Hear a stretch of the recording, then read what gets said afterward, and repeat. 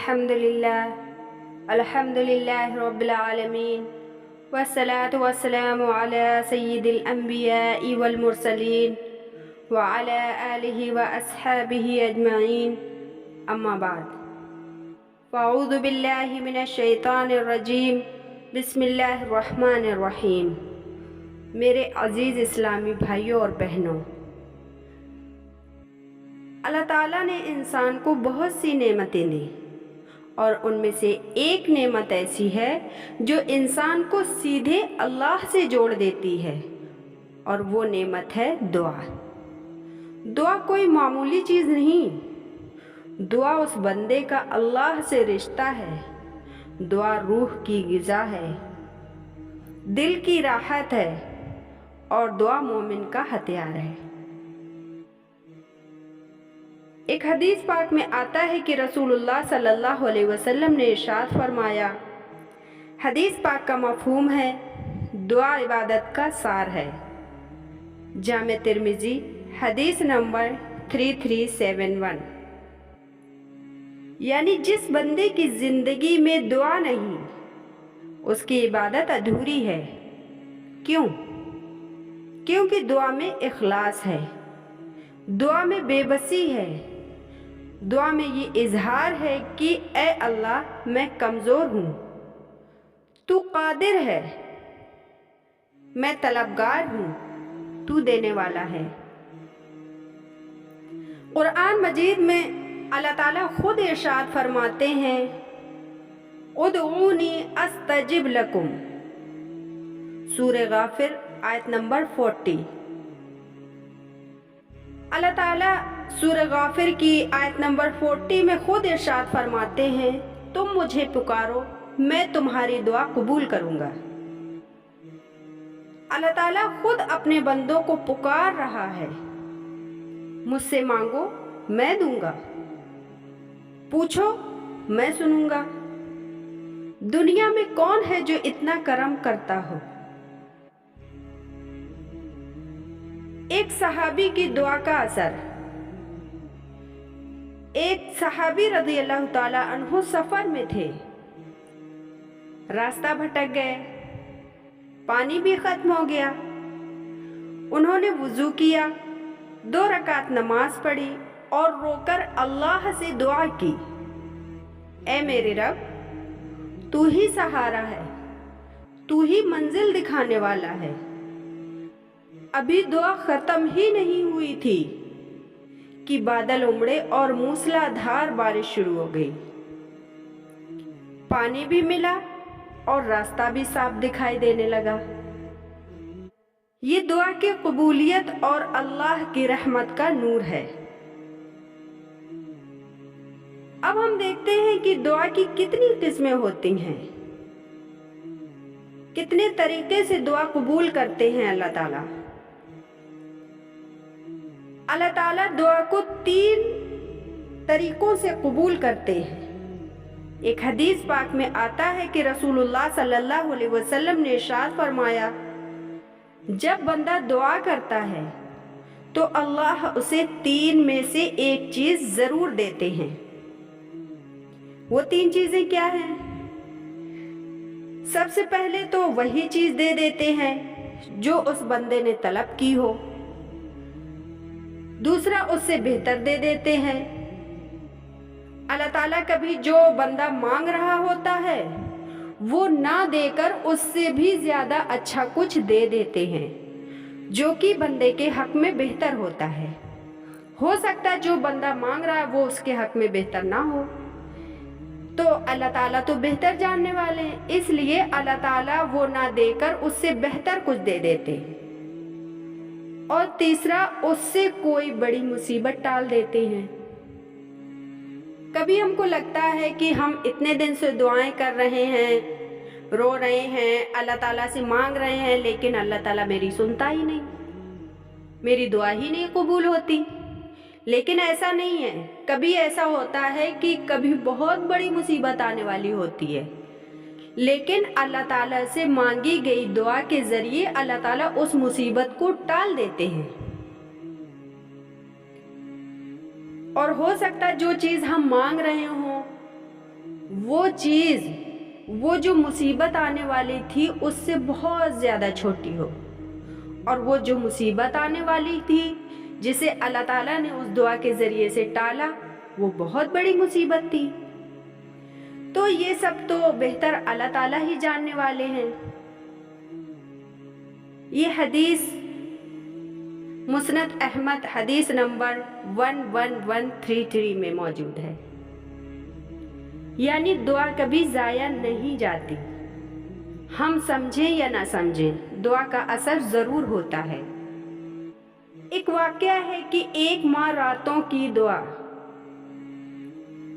ایک ماں کا بیٹا جنگ میں گم ہو گیا۔ ماں ہر رات تہجد میں رو رو کر کہتی تھی، یا اللہ میرے بیٹے کو حفاظت کے ساتھ لوٹا دے۔ کئی دن بعد وہی بیٹا دروازے پر آیا۔ لوگوں نے پوچھا کیسے بچے؟ بیٹے نے جواب دیا، جب میں ڈرتا تھا تو مجھے ایسا لگتا تھا کوئی مجھے گھیر کر چلا رہا ہے۔ یہ اس کی ماں کی دعائیں تھیں جو پردے کے پیچھے اس کی حفاظت کر رہی تھی۔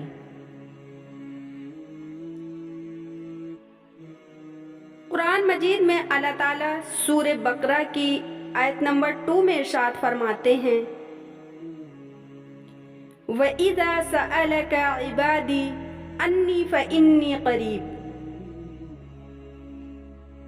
سورہ بقرہ آیت نمبر 2، جس کا ترجمہ ہے، اے نبی صلی اللہ علیہ وسلم، جب میرے بندے میرے بارے میں پوچھیں تو انہیں بتا دو میں بہت قریب ہوں، دعا کرنے والوں کی دعا کا جواب ضرور دیتا ہوں۔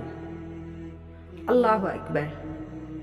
اللہ قریب ہیں، سننے والے ہیں اور قبول کرنے والے ہیں۔ اب ہم دیکھتے ہیں کہ کچھ خاص گھڑیاں ہوتی ہیں دعا کی، جو دعا جن گھڑیوں میں قبولیت کے چانس زیادہ بڑھ جاتے ہیں۔ تو وہ اوقات کون کون سے ہیں؟ سب سے پہلا تو ہے جمعے کا ایک لہجہ۔ صحیح مسلم حدیث نمبر 852 میں رسول اللہ صلی اللہ علیہ وسلم نے ارشاد فرمایا، جمعے کے دن ایک ایسا وقت آتا ہے جو مل جائے تو دعا ضرور قبول ہوتی ہے۔ تو ہمیں چاہیے کہ جمعے کے دن، ویسے بھی جمعے کا دن بہت افضل دن ہے، اور اس دن ہمیں صاف صفائی کا، عبادت کا، تلاوت کا، درود شریف کی کثرت، استغفار کی کثرت، دعاؤں کی کثرت، یہ سب کرنا چاہیے۔ اور ہمیں یہ بھی خیال رکھنا چاہیے کہ اسی دن ایک ایسی گھڑی ہے، ایک ایسا وقت آتا ہے جس میں دعا ضرور قبول ہوتی ہے، اور اس وقت میں سب سے زیادہ چانس ہوتے ہیں کہ عصر سے لے کر مغرب تک کے بیچ کا جو وقت ہوتا ہے اس میں دعاؤں کی قبولیت کے بہت زیادہ چانس ہوتے ہیں۔ دوسرا ہے سفر میں۔ ترمذی شریف کی ایک حدیث ہے جس کا مفہوم ہے کہ رسول اللہ صلی اللہ علیہ وسلم نے ارشاد فرمایا، مسافر کی دعا اللہ ضرور سنتے ہیں۔ ترمذی شریف حدیث نمبر 3448۔ تیسرا ہے ماں باپ کی دعا۔ ایک حدیث پاک میں آتا ہے کہ رسول اللہ صلی اللہ علیہ وسلم نے ارشاد فرمایا، ماں باپ کی دعا آسمان کے دروازے کھول دیتی ہے۔ ترمذی شریف حدیث نمبر 1905۔ ایک واقعہ ہے کہ توبہ کرنے والے کا دل بدل گیا۔ کیسے؟ ایک گنہگار شخص رات کو کہنے لگا، اے اللہ تو مجھے سے ناراض نہ ہو، میں تیری طرف لوٹ آیا ہوں वो रोता रहा, दुआ करता रहा। सुबह उसके चेहरे पर ऐसा नूर था जैसे गुनाह कभी किया ही ना हो। उलमा ने लिखा है, जिस दिल में तौबा और दुआ का नूर उतर जाए उसे सुकून, बरकत और रहमत मिलती है। अल्लाह अकबर। दुआ में आंसू सबसे कीमती हैं। एक हदीस पाक में आता है जिसका मफहूम है कि रसूलुल्लाह सल्लल्लाहु अलैहि वसल्लम ने इरशाद फरमाया, जो बंदा तन्हाई में अल्लाह को याद करके रो दे उसके लिए जहन्नम की आग हराम हो जाती है। अल्लाह अकबर। सही बुखारी हदीस नंबर 660। दुआ में निकले आंसू रब के दरबार में मोती बनकर जाते हैं। अब हम देखते हैं कि दुआ की कुछ शर्तें हैं। जब हम दुआ मांगे तो कुछ तरीके ऐसे हैं जिन्हें अपनाएं, कुछ शर्तें हैं। सबसे पहला तो है हकीकी यकीन हो कि अल्लाह देगा। हम लोग दुआएं करते हैं लेकिन यकीन ना हो तो फिर उसमें मज़ा नहीं रहता। तो दुआ करने की सबसे पहली शर्त है कि दिल में एकदम बिल्कुल पक्का यकीन हो कि अल्लाह ताला ज़रूर देगा। एक हदीस पाक में आता है कि रसूलुल्लाह सल्लल्लाहु अलैहि वसल्लम ने इरशाद फरमाया, यकीन के साथ दुआ करो। तिर्मिज़ी शरीफ हदीस नंबर 3479। दूसरा है हलाल कमाई। हम दुआएं मांगते हैं लेकिन हराम कमाई खाते हैं, फिर कहते हैं अल्लाह ताला हमारी दुआएं नहीं सुनता। तो दुआ में दूसरी शर्त है कि हम जो रिज़्क खा रहे हैं तो वो हलाल हो। तीसरा है नर्म दिल, तौबा और इस्तग़फ़ार।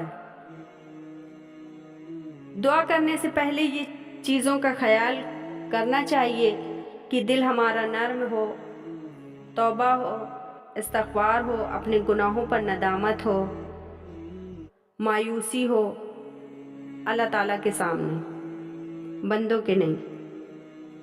चौथा है दुआ में जल्दबाजी ना करें। एक हदीस पाक में आता है कि रसूलुल्लाह सल्लल्लाहु अलैहि वसल्लम ने इरशाद फरमाया, जल्दबाजी करते हो, कहते हो दुआ नहीं कबूल हुई। सही मुस्लिम हदीस नंबर 2735। मुअज़्ज़ज़ सामईन, दुआ को अपनी ज़िंदगी का हिस्सा बनाइए।